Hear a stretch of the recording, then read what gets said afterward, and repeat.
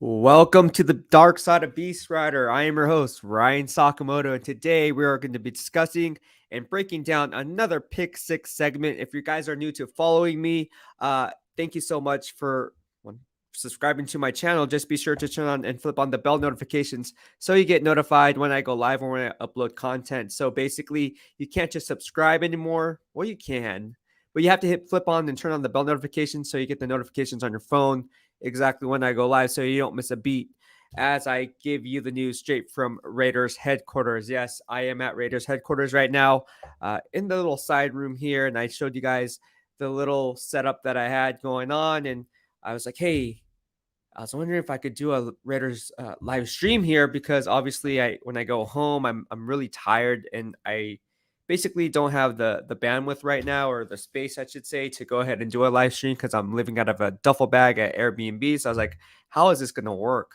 And so luckily, thankfully, very blessed that the Raiders said, hey, you can use the side room and do your live stream there. So I'm pretty sure that the setup is nice. I mean, look, I got a big flat screen behind me. Kick back, relax. Nah, I'm joking. But no, in all honesty, man, I've been fielding a lot of questions as to my comparison with the San Francisco 49ers at Levi Stadium. How's it compared to here in Henderson, Nevada, and then obviously at Las Vegas Allegiant Stadium? And I'll be 100%, right? Like, there's good and bads to both. But honestly, I kind of like Allegiant Stadium a little bit more. And I talked about it simply because, well, one, you guys know how I am with my food gains. I mean, ube cheesecake, cream cheese, French toast stuffed with cream cheese. Oh, I mean, come on, really? I can't even say it right. I can't even pronounce that. It's so long, the menu item, but it was so delicious. I kid you not, I have never had anything better for breakfast in my life. I'm maybe I don't maybe I don't go out much. I don't know. Which I don't go out much. I just work. But my point is, I mean, coming from Hawaii, being rooted in Hawaii, ube is my thing. It's a Filipino thing. It's a Hawaiian thing, and ube French toast with cream cheese, and I've never even heard of that, and it was delicious. I'm just saying, it was delicious. There's no words to describe how I feel. And Willie G, I posted the video, and that's what we did. We were literally sitting there and be like, okay, man, what are we gonna eat? What are we gonna eat today? Sitting at the round table, okay, what are you gonna eat? Bro, Beast, what are you gonna eat? Or he calls me chicken legs. Chicken legs, what are you gonna eat? Ryan, what are you gonna eat? I don't know, man. But the food looked damn good. And I'm gonna get everything. Obviously I didn't. I just got the I was actually pretty good. I just got the moderation of the eggs, which were good. What else did I get? The bacon or the sausage, got that. And then I got that French toast, ube, cream cheese French. I swear, if they had that every freaking game, I'd be on that thing like white on rice. Like I would be like so like I would take a beeline to it, and I would just be like, you know what? That's the first thing in fact, I would do what I do at BJ's. If you guys don't know how I do things at BJ's, because if you're new, follow me here on YouTube. I used to do these mukbangs where, well, you guys know how I'm doing it with Starbucks, right? My order is very complicated. And so literally on the order, it'll say, ask me, as in like not me, but then the person who's taking the order, you have to ask her or him or whoever's taking the order because it's so complicated. Uh, I'm a very complicated guy, but not so complicated.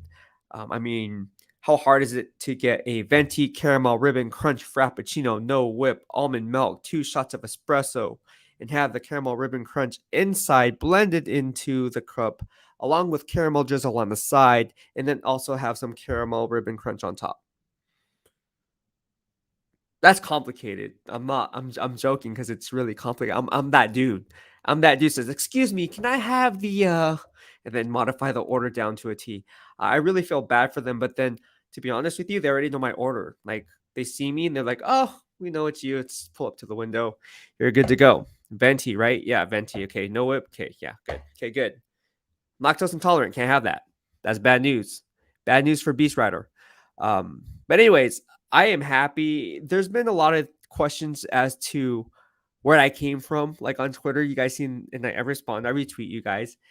And oh man, what how like you came out of nowhere, like technically no. I'm coming from the San Francisco 49ers. I also did some work from the Pittsburgh Steelers, Arizona Cardinals, a few other Oakland Raiders when they were back in Oakland for Golden Gate Sports. So I did a lot of different things, double down with a lot of different teams, but ultimately I would say 49ers because I was a beat writer for the Niners for so long.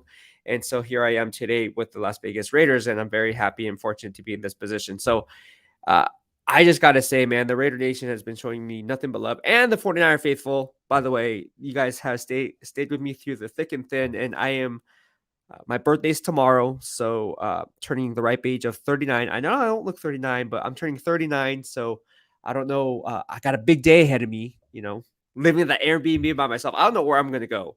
I just know I'm going to be by myself. And people are like, what are you going to do? I'm like, I don't know. Be like, maybe I just go to Texas Roadhouse and just get, those biscuits with cinnamon. I don't know what I'm going to do because I don't gamble. I don't do any of that stuff. So, I mean, for me, it's like, what should I do? I don't know. And that movie Beast comes out tomorrow, by the way, on my birthday. So how fitting is that? The Beast movie comes out and then it's BEASTwriter's birthday. Dark Side of... It's fate. It's fate. Can't make this stuff up, man. Anyways, all right. So we got some comments coming in. We got some questions coming in. This is a Q&A live stream. For those who don't know how this pick segment is run, because you're new to following the channel or new to following me as I pick up subscribers and followers, and I don't like using that word. I would say family members here in the DOB family. I like to do things a little bit unconventional, a little bit different. So I like to give you guys the platform. So you guys are the ones that could be guys or girls be running the show. So you guys tell me what you want.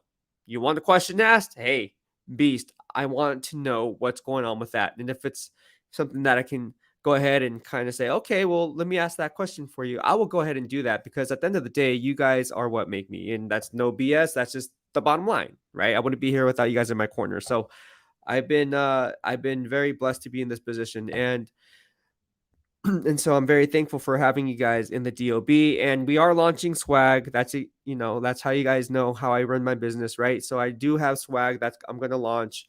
And also you see that DOB logo in the upper right-hand corner of your screen. It's a barbell, which includes fitness because I bodybuild. So if you're new to following me, I do powerlift. Well, technically I do powerlift, but I'm not a powerlifter. I'm a bodybuilder. And so I compete in the NBC IFBB physique committee, league, whatever you want to call it. And going for my pro card, so I'm nationally qualified to turn pro on team Ventura. Ventura boys, if you're watching, holla at your boy. Man, we're not, I'm all about winning. And we've been winning, but we haven't been winning. I got to give it up to Team Cuts. Team Cuts, Ariel, doing a good job. His guys are just hammering it down. My boy Franklin, who works at EOS, met him at the gym actually, 2-3 weeks ago. Franklin, I told you you're going to get your pro card. And people just say, oh, you're just blowing smoke. I was like, bro, nah, you can get your pro card, bro, watch. And he stepped on the junior national stage, got his pro card. So congratulations to Cuts and Franklin for getting your pro card. But Team Ventura is coming in top. Not joking. Really not joking, though. I'm all about competition. I don't know. Iron sharpens iron, man. Go after the sword. But if you see me at EOS St. Rose Parkway, which I know some of you guys do, and then you text me later through DMs, I shouldn't say text me because you guys don't have my number, but you send a DM and be like, oh, I saw you at the gym. You're in the zone and I didn't want to say hi to you. I'm like, man, dude, like just say hi. Like it's cool. Like I'm a nice guy. And then, oh, you look intimidating. Like, how do I look intimidating? I don't know. Maybe because I'm so in the zone with my pre-workout that I look intimidating. But really, I am not intimidating. I'm a nice guy. I like to think of myself as a nice guy. No, I'm pretty easygoing, pretty laid back. Never judge the book by its cover. I mean, I know I have tattoos and stuff, but never judge the book by its cover, man. That's one thing that I will tell you guys, you young kids at EOS, is you guys are like so young, like 17, 18. Converting you guys all to Raider fans, though. You guys all follow me for my fitness gains, but I told you I was going to convert you to Raider fans here in the DOB family. You got a lot of Cowboys fans. I don't know why Cowboys are so well, obviously it's America's team. I get it.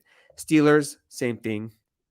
Packers, Chiefs, Niners, those guys are all, but then the Raiders are there too. So I'm going to convert all the kids here in Henderson in Las Vegas to Raider fans. I'm telling you, I'm going to do it.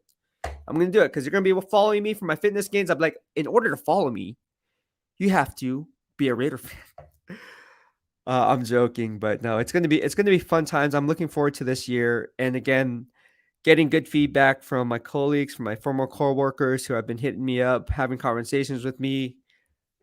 Really, they're just impressed. They're like, "How did you?" I mean, like, it's crazy doing it with one franchise, right? Self-employed, doing it with two.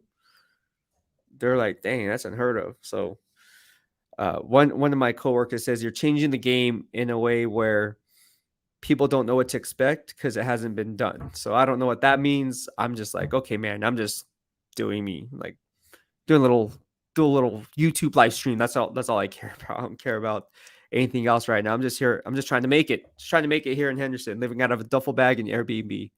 But it's all good. It's all good, man. It's all good. I showed the video. I think I posted it on my IG story. Literally, I have two single beds that had to crunch together, right, to make my little makeshift bed. That's how I'm doing it. I'm serious. And the grind is real. See, this is the times where it's tough.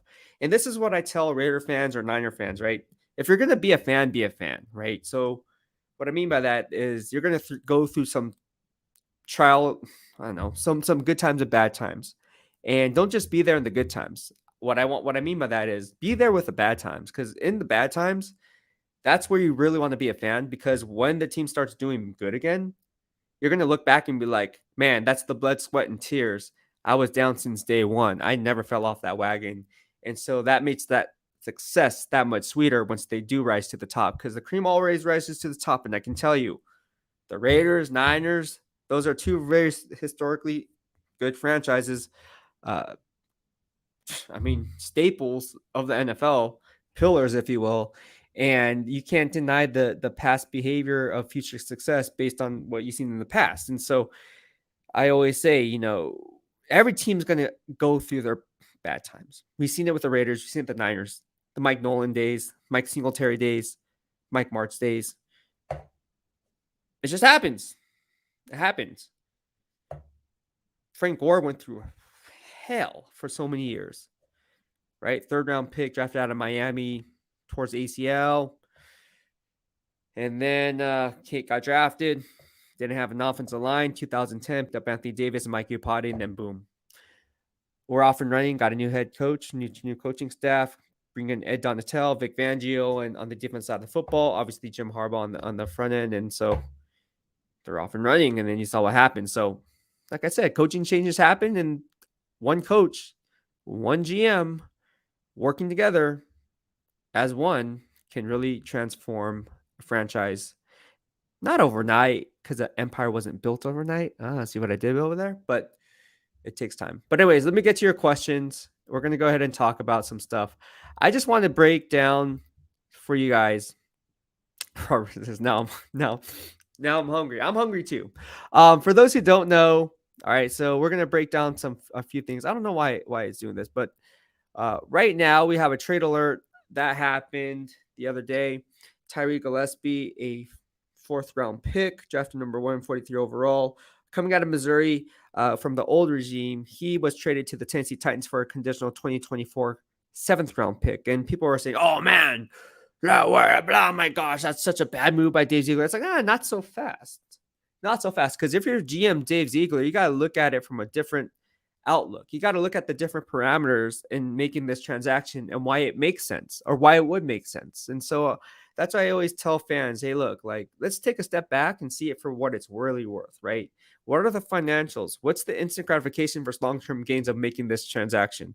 What is he trying to see? Maybe he sees something down the line that if he adds draft capital in future years, because he's forecasting that 2-3 year outlook, right? That's what GMs have to do. They have to project and see who's available and then create that perfect storm. And position of need plays a role, the valuation versus evaluation, the number of free agents there's a lot of unknowns, but at the same time, you have to project and predict, right? Just like my job. My job is project and predict. Player job is to perform. They don't like it, play better. So same thing applies. And so with Tyree Gillespie, I see a guy who basically wasn't a scheme fit, right? He wasn't a scheme fit. And I said he wasn't a scheme fit / cultural fit. And I say cultural fit because he basically didn't fit the cultural in terms of what GM Dave Ziegler or the Patriot way or Raider way, whatever you want to call it, is trying to do. And that is, if you look historically at the New England Patriots under Coach Bill Belichick and you look at their safeties, you can go down the list with Brandon Merriweather, right? Guys like Eugene Wilson from Illinois, right? Go down the list. And you see these guys, what do they do well? Well, they can rack up interceptions, they can cover their respective zones, but they can also come up and hit you. So let's be honest. Tyree Gillespie can lay the wood. I'm not doubting it. He can knock me out today. Like, he's a good player. He's just not good for the scheme because of his ball skills or lack thereof. And so I think when you look at it and then you come in with a new regime, and if I was Dave Ziegler, I'm like, okay, man, like, yeah, it wasn't my draft pick, but do we hold on to him or do you just kind of go in another direction? And I think that's what they're doing, right? Same thing with declining all their first round draft picks, fifth year options. I mean, there's a reason for that. I'm not saying they're not going to return. I ain't say that, but I'm saying there's a reason for it. For instance, is Josh Jacobs going to get 1,800 yards? Potentially, yes. I'm a huge Roll Tide Roll fan, and I love Josh Jacobs. But let's be honest about this. He will probably outplay his way in Las Vegas if that does happen. Because they already drafted Zamir White. Zamir White is the prototypical New England Patriot type of a back. My following. That's just my analysis on that. I love Zeus White, and I'm gonna call him Zeus out of respect because I think I always say this: nicknames are earned, never self-given. So same with BEASTwriter or Beast, or I introduce myself as Beast because EVOBEAST, right? Like EVOGEN. That's how I got my nickname. Obviously, Niner fans, you guys gave me the name 49ers BEASTwriter because I was a beat writer, and then you guys are like, no, you're the BEASTwriter because of your fitness gains, and then BEASTwriter was born, and so when I introduce people as Beast, and then obviously my food meal prep company that I work with, Busy Fit Meals. Shout out to you, Susanna, gave me the nickname Busy Beast, and now I'm a Goalie Gummy ambassador, and my code is BEASTwriter. So everything's Beast. Just everything's Beast. Just calling. So when people say, "Oh man, like this guy thinks so highly of him," it's like, no, man, like that's just what I'm known as. Like if you go to the Bay Area, people know me as Beast. Like I'm just saying, or they don't call me Ryan. It's opposite. It's actually weird to be called Ryan. But I if you want to call me Ryan, that's cool too. But I prefer Beast. And same thing with Zeus. I'm pretty sure Zeus. People might say, "Oh, he doesn't care what you call him, Zeus as a mirror." Hey, he actually went on record and said, "I got the nickname Zeus because of my running style, because of how I play. So I'm going to call him Zeus out of respect." And if he just want to be called Zeus, then okay. Then I'll be like, okay, I'll revert back to Zamir. It's just a name, for crying out loud. It's not a big deal. But it is to some people. Flinko versus Flinko. You got to feed them games, man. Yeah, man. I'm telling you that ube cream cheese French toast is delicious.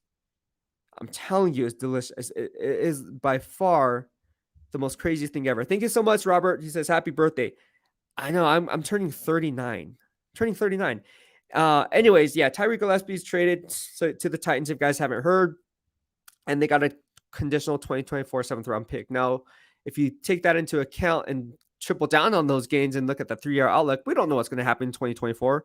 I mean, for all we know, we don't know who's going to come out, who's going to be eligible, and who all these 5-star recruits that come out this year probably end up being 2-star recruits next year because they don't pan out. So we never know how this is going to turn out. Speaking of 5-star recruits, Tyron Johnson, my man, special teams gunner, should make the team. My opinion. Watching him in practice, inside release, outside release, doesn't matter. Can get off the line of scrimmage, takes proper angles to the ball carrier, attacking the near hip of the ball carrier with a shoulder leverage tackling technique. Guys are like, what the heck is Beast talking about? Man, I'm telling you, this if you follow me and follow my tweets and follow my YouTube videos and the explanations and descriptions of how they run their practice, it's very formulated to be a shoulder tackling leverage team. And I talk about that because, again, these different coaches teach different techniques. I've been around the game a long time. Some coaches don't want to teach that, they say, oh, no, forget it. Just hit what you see and that's it. That just knocked it. It's like, nah, man, you got to wrap. You got to squeeze. You got to attack the near hip of the freaking receiver. Otherwise, he's going to cut back against the grain and it'll be yards after contact. And that's not the right away because Coach McDowell's going to be like, you know what? We have to learn how to not lose before we can win. And that's what I'm talking about right there. How can you not attack the near hip of the ball carrier and then he just runs right by you? Didn't we teach the hunt and gather technique that BEASTwriter posted in his YouTube video? I'm joking. But no, I'm really not joking. I mean, that's really what I do. I watch film, I watch practice, and I see if they're teaching and preaching the fundamentals that's going to be translated on the field because the coaches can only do so much. The scouts can only do so much. They can bring in the personnel that can play the specific schemes that's asked by the coaches, and it has a trickle-down effect. And then it's up to the players. Coaches can't tackle. They can teach you how to tackle, but if you're not the one tackling and you just can't get it done, you're going to be gone. I'm sorry, Charlie, you're going to be gone. You're like, who's Charlie? I don't know who Charlie is. Charlie Brown. Charlie Brown. You out of here. Sorry, can't get it done. See you later. Adios. Bye-bye. Kevin Lurkin says, how does Munford look to you, Beast? Happy birthday. Man, Munford looks good. He looks good. Now, I'm not going to sit here and be like, oh, man, this guy is going to be the next Pro Bowl offensive tackle, although he could be. He could be. But I see inconsistencies in this game. Obviously, his pass sets do need some work. He does have the frame, though. I like his arm length. I like his size. You know, anytime you have an offensive tackle with that kind of size, especially in a power-based run scheme, you really can neutralize the edge defender, right? You may not be the quickest, but if you can set a hard angle set or pass set or jump set or whatever you're being taught by Coach Brasillo, then you have a lot of things going for you. And I like Taylor Munford a lot. He has a lot of starting experience under his belt. I think that's one thing that the Las Vegas Raiders scouting department really looked into is, hey, look, let's take a flyer on this guy because look, he played in coming from Ohio State, played in the Big Ten, played against great competition, right? So you know what you're getting in a guy who has that kind of experience, right? He don't start at Ohio State in the Big Ten for no reason, right? And so you look at the skill set that he brings to the table and say, hey, all right, coach, you think you can coach this guy up? Like, I mean, yeah, it's fundamentals need work. Maybe he's not a knee bender. Maybe it's a little bit of a waist bender, but you think we can get this guy up? Can we kind of work on his pad level a little bit? What about that hand placement? See that hand placement? You know what I'm saying? That's what now we're talking football. So anyways, I like Taylor Munford. To get back to your question, I think he's going to be a solid pro, and he has all the physical traits to be a potential Pro Bowl player. We just have to see. I mean, that's getting too far ahead of myself. I just want to see how he does in his rookie year. All right. If you guys haven't heard the news, I tweeted this out earlier. Jordan Jenkins, very, very smart, high football IQ football player. He is coming to the Las Vegas Raiders, and they are releasing Kenny Young, who was not at practice today. So that's the reason why. So news on that. If you guys want to see what I had to say about Jordan Jenkins, I already posted a video up. I posted a series of tweets up for you guys. All right. So now let's get to your questions. I don't know what's going on with my stream. It's a little bit laggy, and that's never good. Grand Riser says, happy birthday. Thank you so much. I appreciate it. And I like I said, I don't know what's going on with my freaking StreamYard today. StreamYard is slow. StreamYard, what is wrong with you? You're messing up my stream, StreamYard, and I pay good money for that. It's supposed to be HD quality and it's supposed to be on the go. Like, why is there lag time? Nick Fury says, Beast, can we expect game film reviews this year? Oh my gosh. You know me, of course. I've always done game film. I just do it and I post it when I want to post it because it's a lot of work. I mean, if I had the bandwidth, because again, I'm a one-man show. I am self-employed. I don't work for anyone. So I am the photographer. I'm the editor.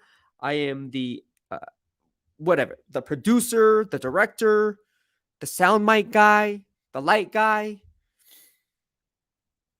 I'm the all-in-one dude. So the analysis guy, the reporter, I should do that.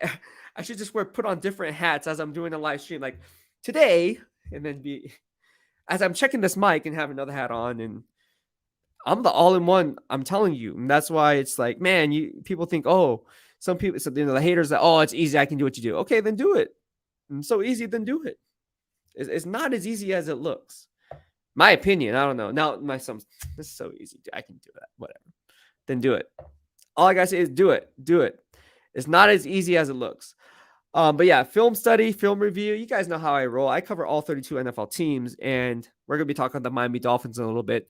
But it's how we roll. Robert Payne says, stay humble. Yeah, man. Always stay humble. Always stay rooted. And again, one thing that I've learned is if you're not constantly growing, not constantly trying to improve yourself each and every day, you in the wrong business, man. You might as well just give it up, pack it up, and get the hell out of Dodge. CJ Sports Talks channel says top 5 Steelers of all time that are my favorite. See, we're talking all 32 NFL teams now. See how we just kind of I have fans all over from my BWF grades, and you guys know how you do it here in the DOB now. I cover all 32. I say I cover all. I watch 65, 70 hours of game film. That's bottom line. Like that's like below. I probably watch like 80 hours of game film. Probably more. Probably like 12 hours a day, 7 days a week. I'm serious. I love watching film. I love watching film because when I have my analysis and I'm forming my PFWA, first team all pros, all rookie teams, which Trevon Merrick and Nate Hobbs hit the rookie team on my scale, along with Pat Surtain. What I told you about Pat Surtain coming out, check the Beast receipts on YouTube. I say he's the most fundamentally sound cornerback since Ahmed Plummer out of Ohio State, coming out of 2000. Drafted number 24 overall by the San Francisco 49ers. Same draft as Julian Peterson, who was known as a tweener. And people are like, oh, what's a tweener? Let me tell you, that's how old I am. A tweener is a hybrid defensive end outside linebacker who can play in a 2-point stance or a 3-point stance. Just saying. They were called tweeners. They weren't called edge. Out of the edge term in all caps was something that's new. Okay. They were called tweeners back in the day. Just saying. So if you guys want to know what a tweener is, then, and if you're a little bit older, I guess Charles Haley, who played the elephant position, he can be considered the tweener. Yeah. That's how old I am. But anyways, top 5 Steelers of all time that are my favorite.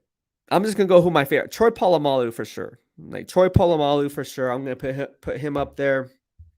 I like Hines Ward. Hines Ward, you got to put him up there. Lynn Swann. You got to put Lynn Swann up there. Let's see. Dermontti Dawson. You can put Dermontti Dawson in there. Let's get some trenches guy. And this is off the top of my head. So obviously if I could say Rod Woodson, but that's kind of like, you know what I mean? I could say Mel Blount because he changed the game, right? With the Mel Blount rule. So people are, what's the Mel Blount rule? Well, you know you can't chuck a guy after 5 yards. That's because of Mel Blount. Well, and George Atkinson and some of these other guys too that played hard at the line of scrimmage. But you got to give up to those guys. But yeah, no. And then in modern day, I mean, Cam Hayward, guys should be a Hall of Famer. I mean, Cam Hayward is that good. Cam Hayward, gosh, I graded that guy for how many years? That guy is consistently graded as a first team All-Pro in my grading system. Consistently. Okay, top 5 Buccaneers of all time. Tom Brady. I like Tom Brady. I don't know what else to. I like Tom Brady. I know the Tuck rule. Oh, he's a cheat. Yeah, I just keep 100. Greatest of all time, Tom Brady. Call what you want. Tuck rule. That was BS. I get it. But Tom Brady. Got to put him up there. Buccaneers, John Lynch. John Lynch covered him, obviously, with the San Francisco 49ers at GM, but John Lynch has to be up there. Warren Sapp has to be up there. I'm looking at the late 90s, early 2000s. What other Buccaneers did I like? I would say, nah, not really. I was going to say Keyshawn Johnson. Not really. No offense to you, Keyshawn. I was a defensive guy when it came to the Tampa Bay Bucks, so I'm going to say, if you guys probably don't know this guy, but I really liked Brad Culpepper. You guys probably don't know who Brad Culpepper is, but I think he was number 70. I think he was number 70. No, that was Chidi Ahanitu. Chidi Ahanitu was number 72. Who was Brad Culpepper was in the 70s. I want to say he was like 77. Anyways, Brad Culpepper was a beast. I liked him. Don't ask me why. I also liked Regan Upshaw back in the day. I remember Regan Upshaw was there's a piece by John Clayton on ESPN, and around the trade deadline, I believe, mistake me if I'm wrong, if my memory serves me correctly, I believe, I don't know how I remember this, by the way. I don't know. Anyways, I believe that John Clayton went on ESPN and says, "Oh, the Niners are really going to go after this edge rusher." Well, they weren't called edge rushers. This, a defensive end or defensive tackle from the Buccaneers. His name's Regan Upshaw. I was like, "Oh, shoot, we're going to get Regan Upshaw" as a Niner fan growing up. And then I think he went to the Raiders. Yeah. So there goes that. No, but Rondé Barber you can put in that equation. There's a lot of different Tampa Bay Bucks, but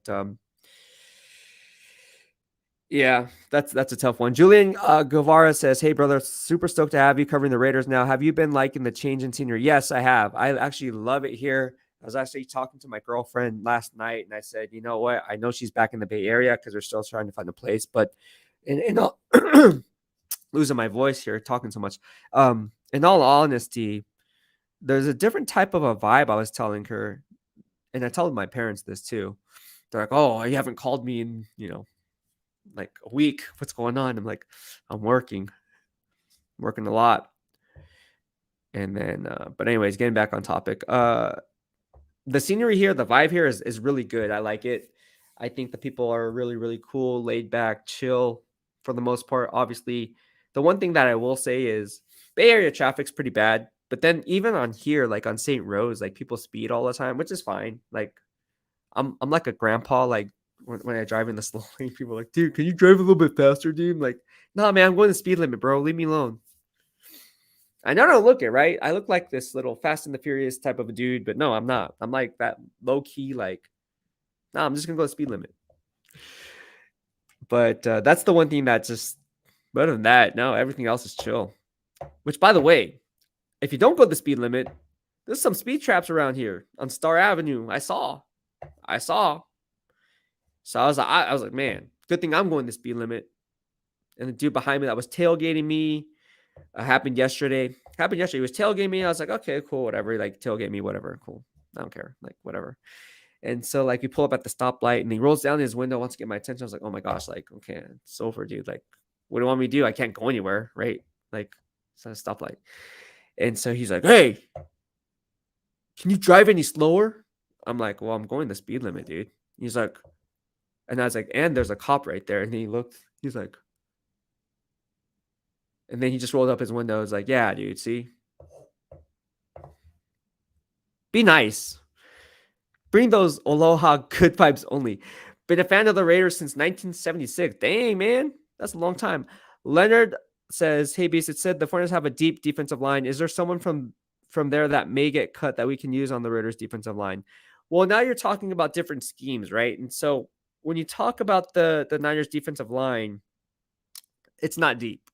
I don't know who's reporting it, but it ain't deep. I tell you right now, you lose DJ Jones, and my grading system was the best run stuffer on the team last year. All right, to the Denver Broncos. In fact, didn't they lose K'Waun Williams, their slot cornerback, also to the Denver Broncos? And didn't the Broncos trade for Shelby Harris in that Russell Wilson deal to bring Russell Wilson to the Denver Broncos? All I'm saying, man, is whoever's saying that, I disagree. Because I know we're talking about Drake Jackson, but I graded him too at USC. I mean, if you guys want to see the grades, I run grades on college guys too. And to me, Drake Jackson is inconsistent. I mean, he does have, don't get me wrong, the guy is a physical specimen. He has a strong get off. Cool. But can he be consistent in run fit integrity? That remains to be seen. Bosa, we know, is all pro. Not a question. All pro. Okay. But you're going to have to kick in Eric Armstead inside. That's where he's going to be eating a lot. That's where he's going to get the most of his success. He can't do it on the edge. He can't.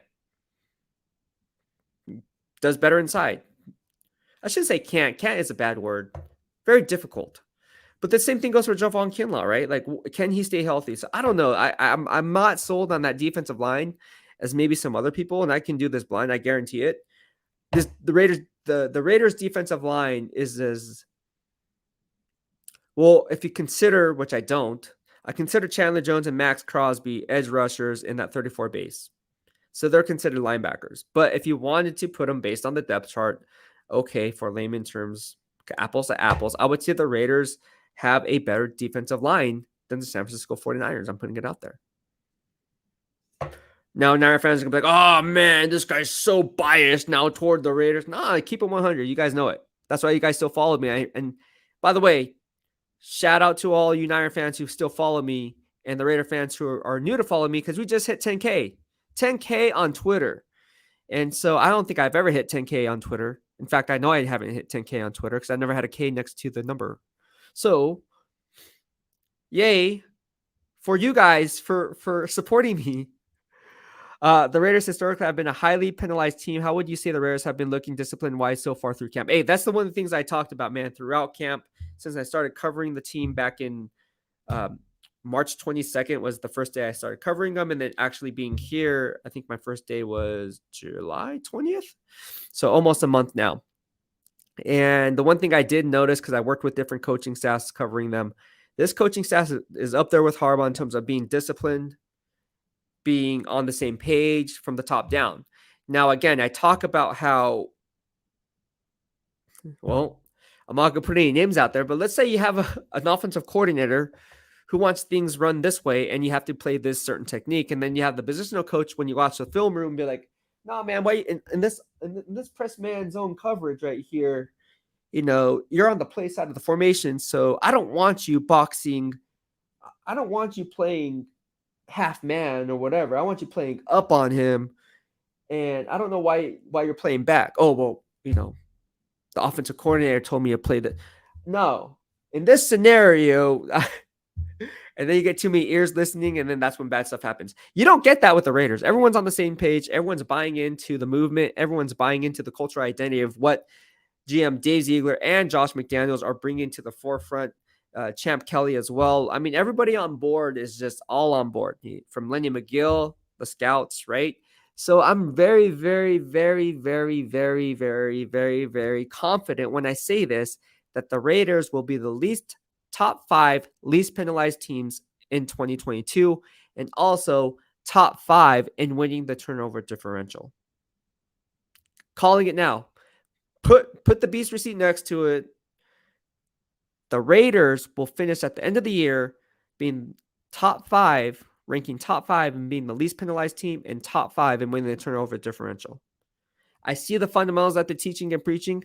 I'm watching the game film. I'm grading every single snap during the preseason play, whether it be 2s and 3s or the 1s. 1s don't play much, but we'll see this week, obviously. I'm telling you, discipline is going to be of the utmost importance when it comes to fundamentals and learning your technique.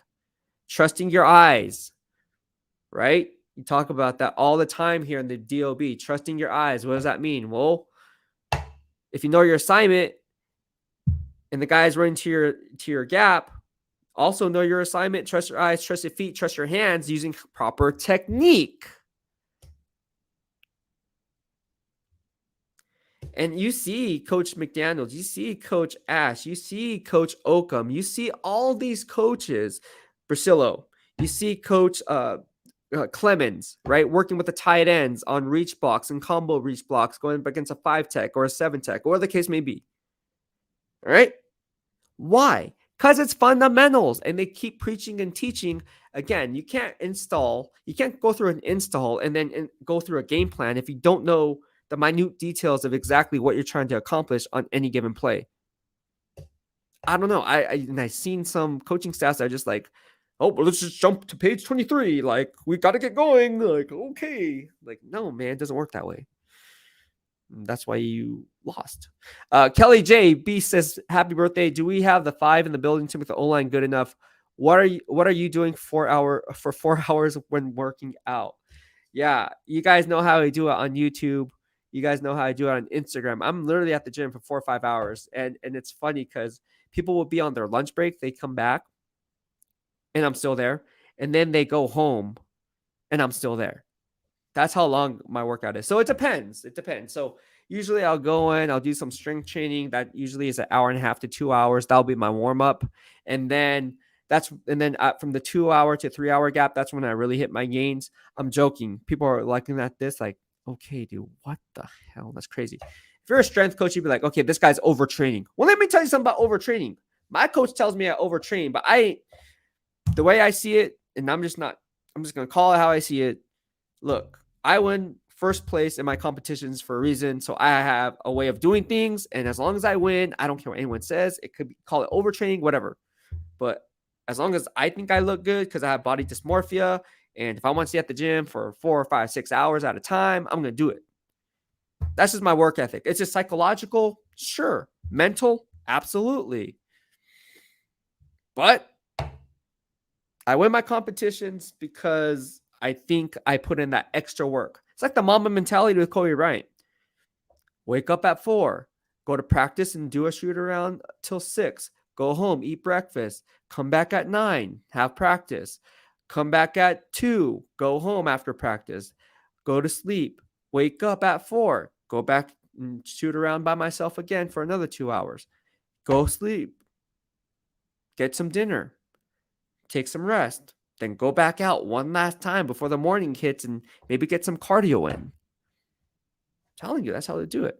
But no, I usually do strength training for about an hour and a half to 2 hours, and then I'll hit abs for about 45 minutes, and then I'll finish up on some core work. If you guys get this reference, core work. By doing some cardio. Niners Brian says, "Hey Ryan, my good friend and Raiders got a great one. How has Carr and Adams' timing been so far? It's been good. Now I will be honest with you. I will say that Derek Carr, he kind of, when the ball travels, I would say anywhere from the 25 to 25 is pretty accurate. I would say from 30 yards out, you'll notice, and it's a thing that we see with a lot of different quarterbacks is, that short to intermediate to deep game. And you want to throw to the receiver in stride. A lot of times I shouldn't say a lot, but the few times that I have seen that connection, I would say half the balls aren't thrown to the receiver in stride. It's usually on the back shoulder or a little bit behind, or maybe Devontae Adams has to throttle down a little bit to catch up, or for the ball to catch up in this instance. But you want to typically throw the ball to where the receiver is in stride so you can make a house call and get big gains. But if you're constantly trying to, throttle down, then the defense has that extra split second to catch up. Not even a split second, probably a quarter of a second. But no, I like the timing. I like they're doing well together. Now, is it going to be the Aaron Rodgers, Devontae Adams connection? I mean, I don't know. We'll find out. They're not showing much. I tell you that. They're not going to show those shoulder back and red zone efficiency drills come on. It's just easy stuff. 7, 8, 9 makers, comebacks, hitches. Like, okay, common sense, dude. Like, but they're not going to show, oh man, today we're going to run a double move, a choice route, a cookie route, a curl hook to the backside corner of the pylon to the end zone. No, they're not going to run that. So I don't know. I'm just as eager as you to see it, because obviously Josh McDaniels, and I wouldn't expect coach to be like, oh yeah, let's give the media everything they want. Let's come on. It's like free party for everyone, free video footage for everyone. No, that's not how it works. That's not how it works. It's not how it works. And to be honest with you, even if it was, I wouldn't be posting it, because obviously I want the Raiders to do well, because at the end of the day, why would I not want the Raiders to do well? Now, am I a fan of the team? No. But same with the Niners. I'm no longer a fan of the 49ers when I covered them, but I told you guys I want them to do well, because when they do well, I do well. Just saying. So, and plus, the NFL is a people business, right? So it's just like, why would you not, the people that you're actually working with, like, why would you not want them to do well? Like, everybody, I don't know. if you're just there to like troll and like, oh my gosh, like this team sucks, like, man. All right. Anyways, it's unfortunate that Robinson didn't make the cut, but I also understand that Mac Holland and DJ have been looking really good and ingraining themselves with the team. Yes. If you guys, people are also asking me, I'm getting questions on Facebook how people can help donate to the channel because, as you guys know, I'm living out of Airbnb. Literally dipped into my savings, and that's how I'm doing it. He wants to make a super chat. Thank you so much. Rocker Corey just did it. So yeah, I'm getting some questions on how to donate. You just on YouTube, there's a super chat or super sticker. You guys can donate there. Also, in every YouTube live stream, or not live stream, it doesn't have to be every video, I should say. Every YouTube video at the end of the video or at the beginning. No, actually, it's in the whole entire video. But anyways, there is a super thanks that you can give. So even though once this goes live and ends, you guys can donate through a super thanks. So any video that I post, would be a live or a static video, there is a super thanks button. Then you guys can donate to the channel, and all proceeds, where it's going towards me just, covering the team and basically getting equipment for the channel and upkeep and maintenance, and basically so I can continue doing solid work for you guys. Because at the end of the day, that's what it's all about. So the lighting, the ring lamp that I have here, this Audio Technica, you guys know all about the Audio Technica. I had a Blue Yeti. You guys told me to get a Blue Yeti. That Yeti went to crap. That was expensive, that Blue Yeti, by the way. And so I was like, I need an Audio Technica 2020 because those things are dope. That's what some guy says. Okay, I'm gonna get this Audio Technica, and it's dope. It is dope.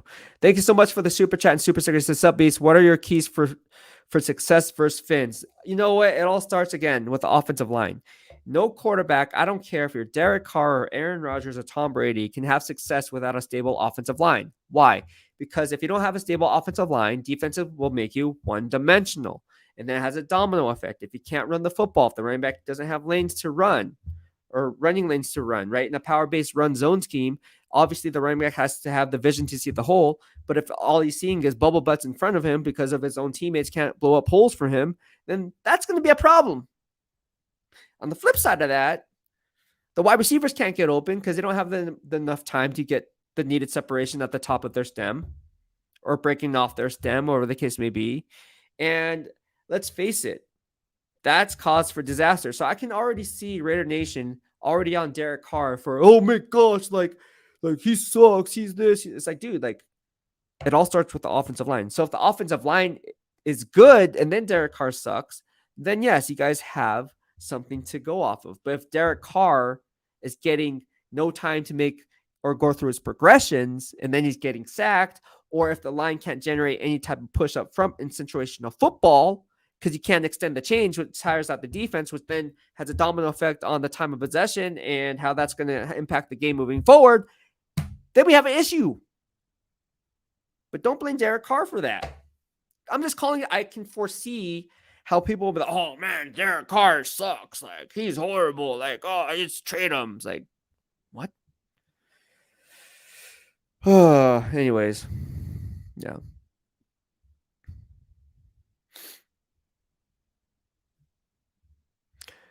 All right. So what else we got?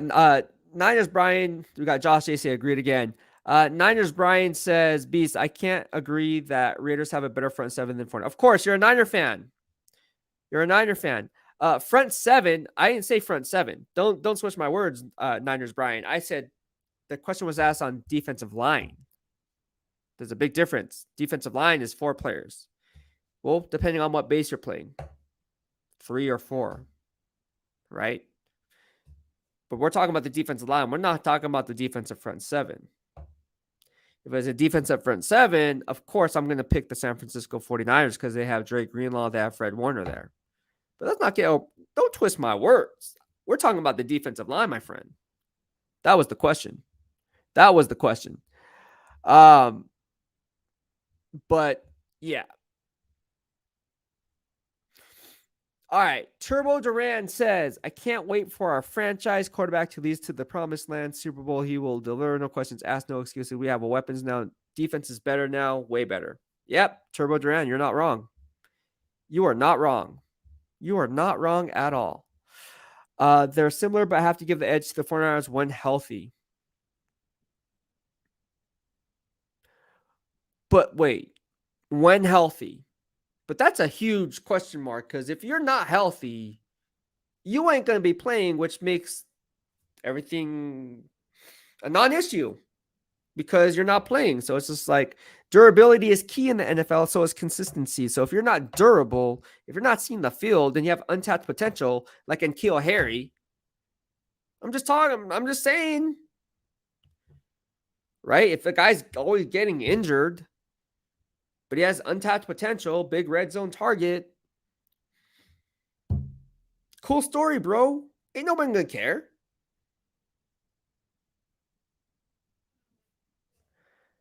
Injury-prone players happen all the time in the NFL. And we've seen it time and time again with the San Francisco 49ers and some of these other teams. Just not the San Francisco. Every team in the NFL has injuries. Raiders, every team. Every team has injuries. All right. Smooth R says, "What up, Beast? A little late, but I'm here. I still not confident in our D. We need more. What we need more? What do you think, Raiders?" I am fairly confident that this Raiders defense is going to be very, very good, and I'll tell you why. Again, games are won in the trenches. If you look at Max Crosby and Chandler Jones, those are two guys who are going to be the focal points or pillars of that defensive front seven. Now, in my estimation, they're going to run a 3-4 base. Coach Graham says, no, we're going to run whatever base we feel like running based on the team that we're facing. Let's face it. They're a 3-4 base team based on the personnel that they brought in and then based on the draft picks that were made. Neil Farrell, tailor-made for a 34 base. Matthew Butler, tailor-made for a 34 base. 2-gap scheme.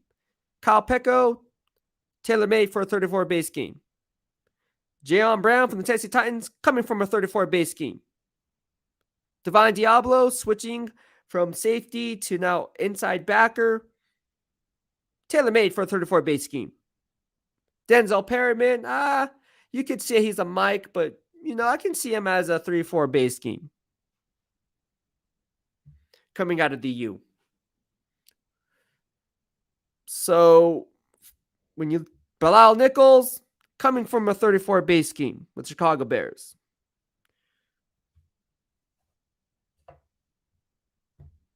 All I'm saying is I think they're going to be 34 base scheme. And we've seen it. They came out both times in both preseason games in that base. Now, Coach Graham was like, oh, no, we can talk about different alignment, which we can. We can talk about 4-2-5. We can talk about 3-3-5. We can talk about bear front. Talk about the bear front with Rob Ryan, who is here. And people were asking me, hey, are you going to interview? You should interview Rob Ryan. That'd be so dope, man. We're not going to get him. We're not going to get him. Because he's not a positional coach, right?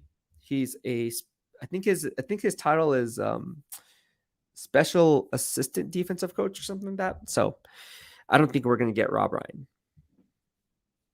It'd be cool though, because I can talk about the 46 bear front and people are like, oh, what? Like, what's a 46 bear front? What kind of alignment is that? That's only 10 players. 4 + 6 is 10. Bro, no, you don't get it. You didn't read the BEASTwriter Plus newsletter. You didn't read the keys on how to use a 46 bear front. 46 bear front is just the number jersey of the player who was when Buddy Ryan was using that scheme.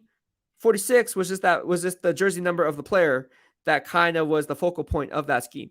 So basically, again, a bear front is you're going mono on the interior offensive lineman, and then you need outside backers to set a hard edge from box to spill and be able to make the play or spill it outside or flush it back inside.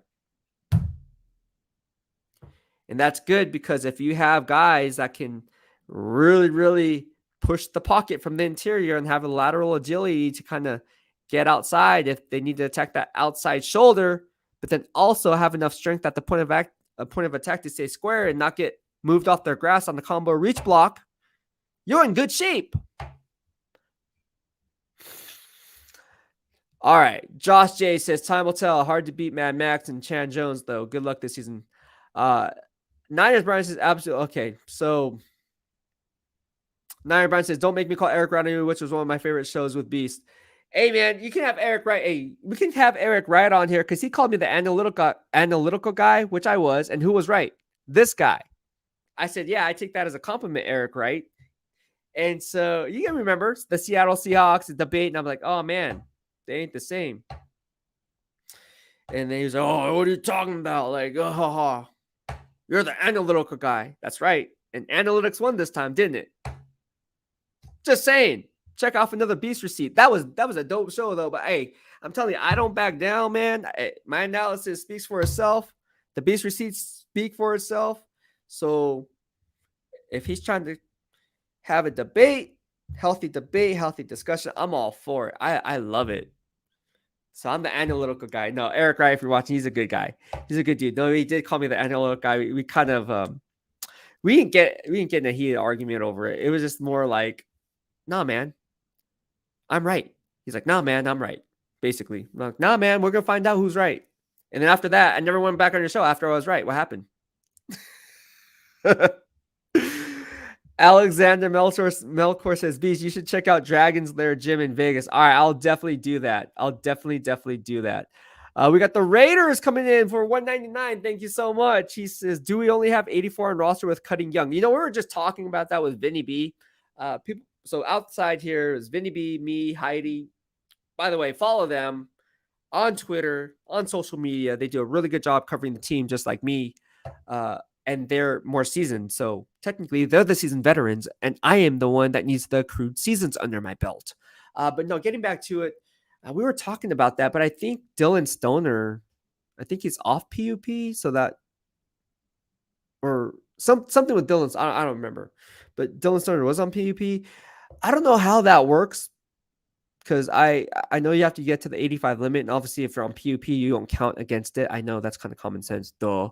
I don't know, because that, when I was tweeting it out, I was thinking to myself, wait, I know I went to school and I know how to count, but then so we were like, wait, did you see Kenny Young out there on the practice? And then he's like, nope, we didn't see him. Oh, that's right. Okay. So I don't know. That's a good question. Maybe you should check it out with them and see what's going on with them. But yeah, I don't know. That's a good question. That is a good question. All right, so we have Keith Brown says a lot, but thank you so much for the super chat and super sticker. That is a good question. I think we have 85. I think we have 85 because if I was GM Dave Ziegler, I don't think you would cut a player leaving one roster spot open unless you wanted to claim someone off the waiver wire. I don't know. That is a good question. I don't have a definite answer for that. So I'm going to reserve the right. Ask Vinny B. Ask Heidi. Go follow him on Twitter. See, there you go. But thank you so much, Raiders, for the 199 super chat and super sticker. I appreciate it. Keith Brown says a lot of Raider fans are worried about our defense and offensive lines. What do you think? I'm not. Look, the defensive line is set, bro. I'm telling you. Bilal Nichols, you guys do not know how good Bilal Nichols is in my grading system. He is playing at a Pro Bowl level. He's a two-gap run stuffer. He's a space eater. He does everything that you ask of him. Very fundamentally sound at the point of attack. Look, there's a reason why GM Dave Ziegler and head coach Josh McDaniels bought this guy in. He's good. All right, he's good. Now, is he going to get you 6, 7, 8 sacks like no, he's not going to get you that. That's not his game. But what he is going to give you is a run stuffer, a two-gap run stuffer on first and second down who can push the pocket from the interior in a bind on third downs.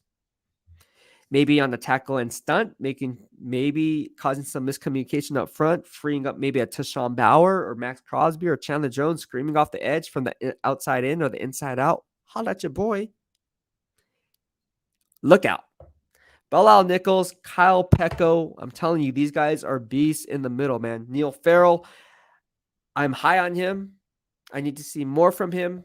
He did really good in practice today on the one-on-one drills, but I need to see a little bit more run fit integrity from Neil Farrell. Kind of slipped off against the Vikings. He had 2 missed run fit assignments in my grading system. So I like Neil Farrell. I mean, he's a rookie.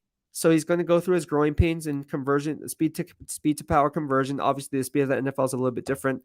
But all in all, I'm looking at it, and we're just going to see how this one plays out. Because at the end of the day, I like Matthew Butler. I like these young guys that they're learning, they're coachable, and you can see how they're growing. And again, it's unfair to judge a player until they enter year 2, right? Because obviously Jim Harbaugh always said the growth from any NFL player that you want to see is from year 1 to year 2 because of the adjustment period, not just on the field, but off the field as well. And basically getting acclimated to the professional lifestyle of being an NFL player. Makes sense? Makes sense. So I think the defensive line is set. Offensive line, I'm a little bit worried. I'm not going to sit here and lie. The right side kind of concerns me because we don't know what's going to happen at the offensive tackle position because obviously Brandon Parker, I mean, when I was running grades, I saw him get hurt. I mean, he was holding on to that right arm, if I'm not mistaken. And that's why Jermaine Illuminor, if I'm not mistaken, came in and replaced him at left tackle. If I'm not mistaken, I got to look back at my notes, but he did get hurt. He was definitely in some pain. Now, I don't know. We still don't know what's going on with him. So I'm not going to be like, oh, yeah, he's injured, so he's out for I'm not going to say that. So people are like, oh, what's going on with Brandon Parker? Such and such things on the injured reserve. Like, nah, man, to the priest, I ain't get crap on that. So I'm not saying it didn't happen. I'm not saying it's not true. I'm just saying I'm not reporting it because I ain't get anything. Makes sense? Makes sense. All right. Raider says, unless we sign Sue. I mean, everybody loves Ndamukong Suh. I like Ndamukong Suh. Are the Raiders going to get Ndamukong Suh? I would love to see Ndamukong Suh. I would love to live with Ndamukong Suh. I think he can go pound for pound with me on strength. And people are asking me, how much can you bench at 225? Well, to be honest with you, the most I've done was 26 reps of 225. And people are like, oh, yeah, show the video. I posted the video up, and I ain't kidding. So, yeah, I did a combine video. Well, I did 2 combine videos. One for Under Armour when I was considered an Under Armour athlete, signed the contract, and I shot a commercial for them for the NFL Combine, authentic gear for the 49ers, yada, yada. You guys know about that. And then on top of that, 24-Hour Fitness had me do a combine video from the gym while NFL Network was on. Or ESPN, or one of those two. And that's when I did a 225 of 26 reps. I'm telling you, you got to hit bench. I'm joking. No, but Ndamukong Suh, I mean, Vinny B already reported. He said that's really not going to happen. I mean, and I trust Vinny B. Just for if you guys are new to following me and you guys want my insight on who I trust, you guys know I don't get my trust very easily. I trust Vinny B when he says, hey, Suh likely not going to happen. So take it for what it's worth. Watch me be wrong now. Josh Jason, we got Jenkins, which brought us back to 85. I think I certainly could be wrong, though. See, that's what I thought. I thought that too. But then why would... See, I'm confused. I have the roster right here, but this is old. This is outdated. This is from... Oh, for you guys don't know. That's why I have this. Okay, so anyways, on game days, we get this. So up in the press box, we get this, right? So basically it says the roster, offense, defense, and then on the bottom it should have the officials calling the game. And on the back, you see how I fold it like a hamburger? It's not hot dog style, but it's hamburger. The hot dog style I will do on the game weekly or daily roster updated sheets that we get every single day. But we have the Las Vegas Raiders on one side, Minnesota Vikings on the other. It's an alphabetical order, also numerical order as well. So, and it says the pronunciation of the name, so you don't screw it up. Like people screw up my last name, like my last name is Sakamoto, but people call it, I don't know. I heard Sakamoto. I heard, but it's like whatever, dude. Like I can see how it can be difficult. So I'm like, oh my gosh, you pronounced my name wrong. Yeah, people get all, oh my gosh, like you got how could you not get my name right? Like, but my first time at training camp, the pronunciation of last names or first names was like a thing, like Foster Moreau. No, it's Foster Morrow. No, it's Foster Morrow. I still don't know which one it is. And then I used to say Trayvon Merrick, right? I used to say Trayvon Morig, but it's Trayvon Merrick, right? So here's another one. I'm not okay. Well, this one's easy. Myron Tagovailoa Amosa. That one's easy. But to some people, it's not easy. It's not easy for some people. Like, I still don't know what Foster, how you pronounce Foster Moro's name. Is it Foster Moro or is it Foster Moro? Two people here. I asked them on separate occasions. One pronounced it one way, the other one pronounced it the other way, and they both swear they're right. So I'm like, I'm just gonna call him Foster Freeze. As in, I'm gonna freeze on your last name. Because I don't want to butcher it. The Ricardo says, so we trusting all these unproven guys to fill all these spots. Unproven guys such as Lester Cotton. I can tell you Lester Cotton is unproven, but I mean, at some point you're gonna have to give him a shot. You have to see what you have right on the roster. So we've seen what he had done in preseason. Look, this preseason game is going to be the ultimate determinator. Determinator, is that even a word? The ultimate determinator. I think I just made up a word. Determinator. I'm going to make that word. I think I like that word. Doesn't even make sense. It's going to be the ultimate determinator on how this line is going to play. So we're going to have to see how that shapes up, because at the end of the day, we really don't know until you see live reps. You should become the Raiders strength and conditioning coach. I got this all the time with the Niners. It was a running hashtag about it. Coach Ray Wright was joking about it. Coach Uyama was joking about it.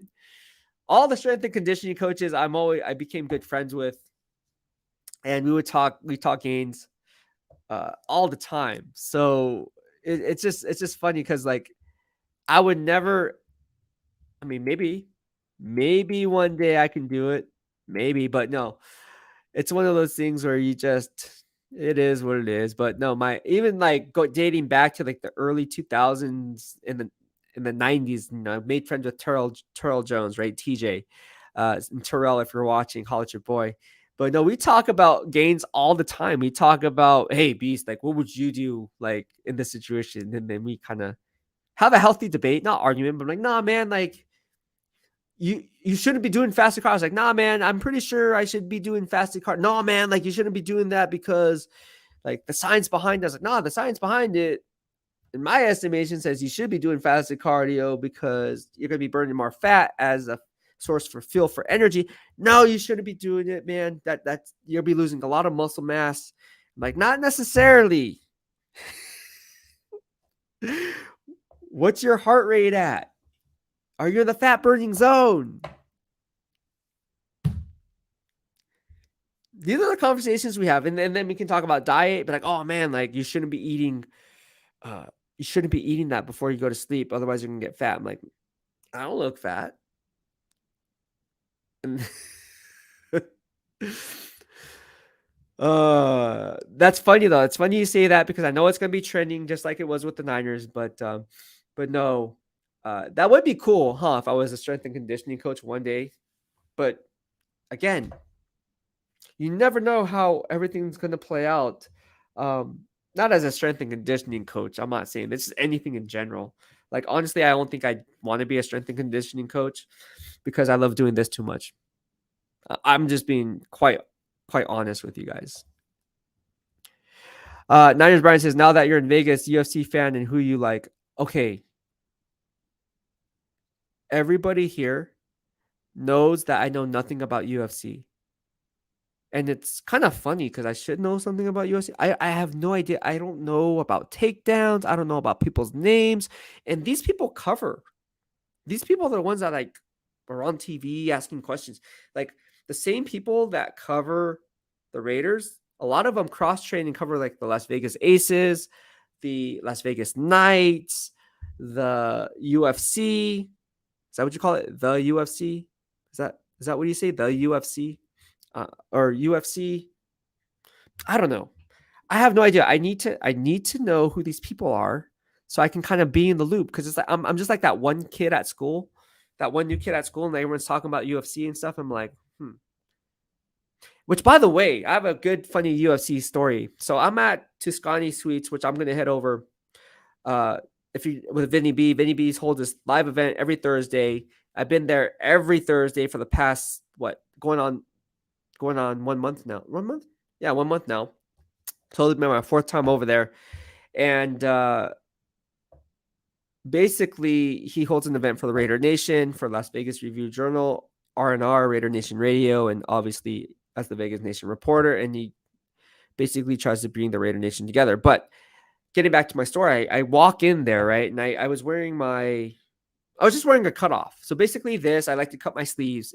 If it has sleeves, it ain't me. Unless I'm here at Levi Stadium, at Raiders headquarters here at the Intermountain Healthcare Performance Center. That's the name of it.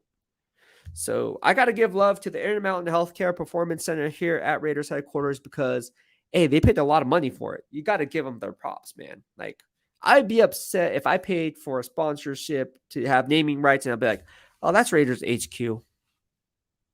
This is not the UBO. Is that how you pronounce it? UBO press room. It is, obviously, but this is just the media workroom. This is the UBO media workroom. So I know. That's how out of respect, I'm just going to try to memorize. I wanted to memorize it. I think I got it down. So this is the UBO press room inside the Intermountain Healthcare Performance Center right here in lovely Henderson, Nevada on 1475 Raiders Way. How'd I do? Pretty good, right? Pretty good. But I don't have that voice. I don't have that authentic, like that Raider way. See, that was horrible. What's up, G says Ariel Style Bender is my fave UFC fighter. I can't even pronounce that person's name because I don't know who that is. Along with Nate Diaz. I know who Nate Diaz is. That's that guy who wasn't he skinny before and then he kind of gained weight? I'm serious. If that's the Nate Diaz guy that I'm thinking of, that's only Nate Diaz that I know. And he looked a lot different, right? Didn't he get in a fight and he got and lost, or I forgot. He wasn't conditioned or something. Jason, I'm horrible at UFC, so I don't know. I have no idea what's going on. But getting back to my story, so I was at Tuscany Suites and Casino, and I'm walking out, leaving the place to go work out, and one of the employees that works there is like, "Oh man, you fighting?" I was like, "What? Who's fighting?" So I thought he said, "Are you fighting?" But then I thought he was talking to someone behind me saying, "Oh, like someone's fighting." I was like, "Oh, who's fighting?" He's like, "You." He's like, but he's being serious. Like, "Oh, you're a UFC fighter." I'm like, No. I'm a Raiders reporter." He looked at me. He's like, "Okay." He's like, "Ha, good one, Raiders reporter." Yeah, there's no Raiders reporter that looks like you, right? Like all buff. He was like, "Oh, you're jacked and stuff." And I was like, No, I'm being serious." He's like, No, you're a UFC fighter." He's like, "I'm gonna go come see you on Saturday." I'm like, "Okay, you're gonna be highly disappointed." And then he's like, "Nah." He's like, "I'm pretty sure I'm gonna see you." I'm like, "No, you're not gonna see me." And then the other employee comes out and says, "So who are you fighting?" I'm like, "Oh my gosh, like I'm not fighting anyone. I'm a lover, not a fighter." But Jason says, "I know this isn't a sports betting source, assuming you don't gamble, but is 21 odds on Raiders winning the AFC seem like it's great value? It's a great value. Yes, absolutely. That's a great value. 20-1. Get in now. I told you the Raiders are going to be better than the Chiefs this year. Oh my gosh, Chiefs Kingdom. You're going to be hating me for that. Oh, how can I say that? That Pat Mahomes, they have all these different pieces like Chris Jones, Frank Clark. Oh my gosh. What happened to Mecole Hardman? You already lost Tyreek Hill. But we still have Travis Kelce. We still have Orlando Brown Jr. for now.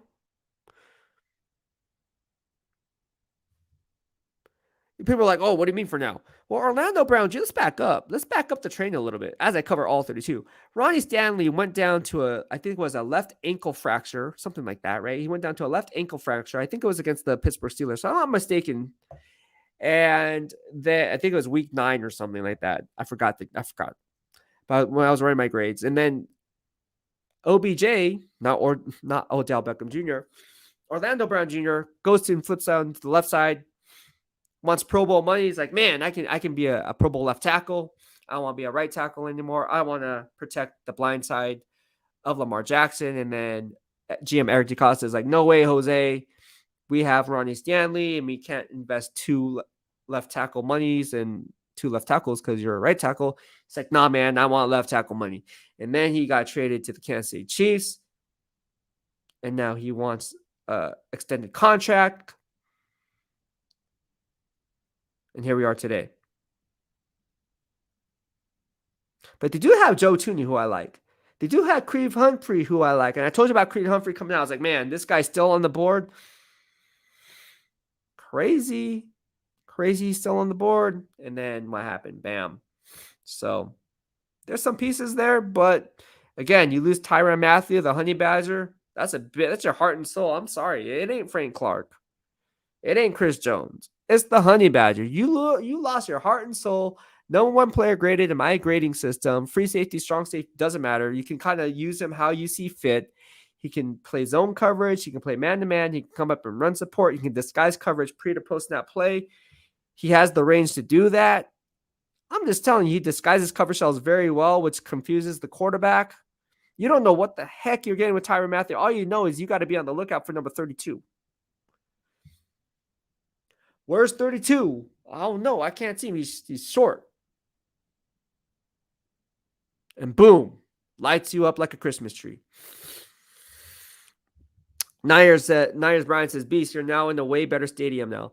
I like Allegiant Stadium. Allegiant Stadium is dope, man. I like the vibe. I said, again, I keep it 100. I like the vibe here better because at the Allegiant Stadium, because it's an open air stadium, meaning the press box is open. Like I can feed off the energy from the crowd. And I love that. Really, really love that. I don't get that at Levi Stadium. At Levi Stadium, there's just a plexiglass right here. When I used to sit next to the coaches, but remember I told you guys when I used to sit next to the coaches on the other side of the wall, there'd be a window and I can hear everything that they're saying. I'm like, dude, like I can hear everything. You guys should probably do something about that. And then they blocked it off. See, I'm a nice guy. I tell people what's up. Like, nah, man, you gotta do something about that because other people will be not me. And then that's when they went whoop and blocked it off. And I was like, good. Because people shouldn't be hearing what people say. You would hear everything. You would hear coaches go, oh, God, dang it. And they pound the table like, why can't you do that? Something that I shouldn't be repeating. Yeah. But anyways, that's where we're at. Best stadium, better fan base, better team. Yeah. The Ricardo, I like it. I like your passion. Any word of citing what may have happened with Darren Waller or Jacobs? As opposed to what? Like Darren Waller, Josh Jacobs. I don't know what's going on. Here's the thing with Josh Jacobs. There was a rumor that was going around, and I came in the office here, and people were, oh, man, we should trade Josh Jacobs for an offensive lineman. I'm like, whoa. Who said that? And then, oh, man, like people are saying, I was like, who? Anyways, does it make sense to trade Josh Jacobs, even though he's probably not going to like return next year, if you can get an offensive lineman? And my answer to that is simple. It's like at this late in the season, you're going to bank your bankroll on a rookie running back. I like Zeus White. Don't get me wrong. He's going to be one hell of a player, even for a rookie. He's going to be putting up a stat line similar to like Kendall Hunter, right? For you Niner fans, Kendall Hunter, right? The 500 to 600 yard back, right? Because he's going to split, obviously, lion's share of the reps is going to go to Josh Jacobs. He might put up 1,700 yards from scrimmage. I'm serious. And so he's going to outplay his way in Las Vegas. I already said that. So with that being said, we're just going to have to see how everything else plays out, because ultimately we don't know how it is going to play out. But I like Zeus White. I like Brandon Bolden. I think he's going to be a staple. People are asking what my 53 is. I'm giving it to you guys right now. And so when we talk about the 53-man prediction, Brandon Bolden's going to be there. Jakob Johnson's going to be there. Obviously, the fullback. Thank you, Vinny B, for helping me pronounce his name. I didn't want to pronounce it wrong. Here we go with the pronunciation. But Jakob Johnson. And there's a few others. I'm going to save it. I'm going to save it until the preseason concludes because anything can happen from now until then. All right. So with that being said, I'm going to go ahead and end this podcast. This podcast has been super long, which I enjoy. But if you like the channel, like what I bring to the table here in the Silver and Black in the DOB, please hit the subscribe button. Give it a thumbs up if you guys were watching this video in real time or not in real time. And then also drop your comments. I always get back to every single comment. Why may I get back to every single comment? I mean, I get back to every single comment. You guys see my Twitter. I get back to every single freaking comment. I take the time for you guys because you guys take the time for me. So the least I can do is give back to you guys and give you guys the respect of getting back to you guys, because you guys are the ones that are obviously asking questions and you guys aren't here. So it's my job to answer those questions the best I can. That's just how I do business. All right, guys, that's it.